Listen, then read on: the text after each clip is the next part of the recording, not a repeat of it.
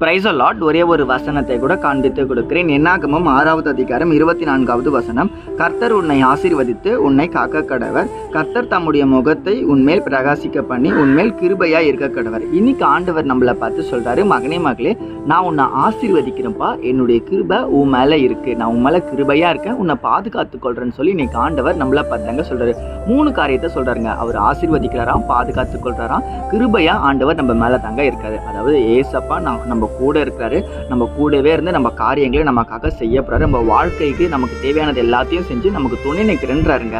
ஏசப்பா நம்ம கூட இருக்கிறது உண்மைதான், ஆனால் நம்ம ஏசப்பா கூட இருக்கோமா, அதுதான் கொஞ்சம் டவுட்டு. ஏன்னா ஆண்டவர் நமக்கு என்ன பிரச்சனை வந்தாலும் என்ன புரட்டம் வந்தாலும் அதில் நமக்கு சிக்கிக்கொள்ளாதபடி காத்துக்கொள்றாரு. ஆனால் நம்ம மட்டும் பாருங்க, ஏசப்பா என்னதான் உதவி செஞ்சாலும் அதுக்கு நன்றியே இல்லாமல் நம்ம உலகத்தின் பாதையில் தானே போகிறோம். நீங்கள் உலக காரியங்களில் போகிறீங்களே, அது கொஞ்ச நேரத்துக்கு தான் சந்தோஷம் கொடுக்கும். ஆனால் ஏசப்பா கொடுக்குற சந்தோஷம் நிரந்தரமான சந்தோஷம். அவர் நம்ம வாழ்க்கையில் செய்யப்படுற நன்மைகள் பெரிய பெரிய காரியங்கள்ங்க.